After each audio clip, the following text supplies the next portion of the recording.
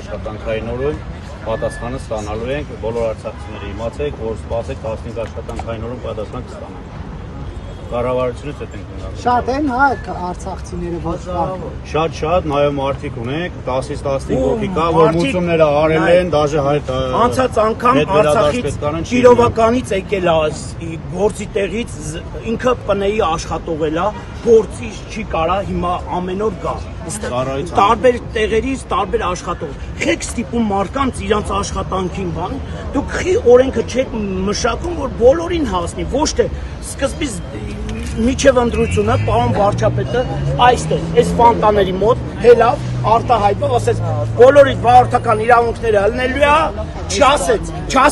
18 թվին չի լինելու արցախցիներին չի լինելու դիմաց ընտրություն է դիմաց ընտրություն է խիտ թողելներ ասեր գիտեք ինչ 18 թվին չի լինելու, արցախցիներ ձեզի չի լինելու։ Այսինքն ովքեր 18 թվին զրկված են վարորդական իրավունքից, իրանց վերական 18, 17, 16,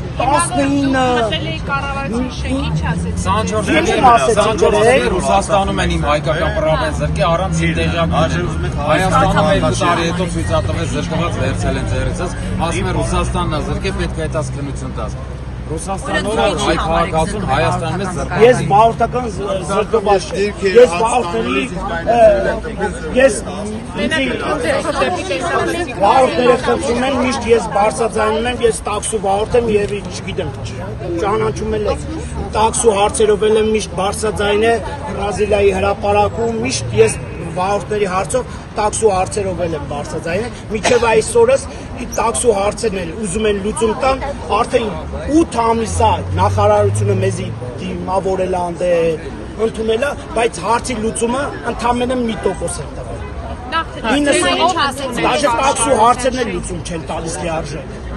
Ինչ են ասում, ինչ է ասում, կառավարությունից հանդիպել եք, խոսել եք, ինչ են ասում ձեզ։ Որ հարցով, հիմա որ կոնկրետ, որ դուք ուզում եք վերականգնեք, չէ՞ վարորդական։ 17, 18, 20 թվականներին ասում են, մենք դիմումը կվերնայենք, 3 օր առաջ մենք արցախցիների ժողովրդով եկել էինք, դիմում են գրել, ասես մենք